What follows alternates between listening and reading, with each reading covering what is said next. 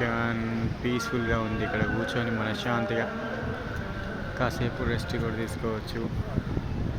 ఇక్కడ అన్ని షాప్స్ ఉన్నాయి, చాలా షాప్స్ చూస్తున్నారు కదా, ఆహ్లాదపరిచే మొక్కలు, షాప్స్.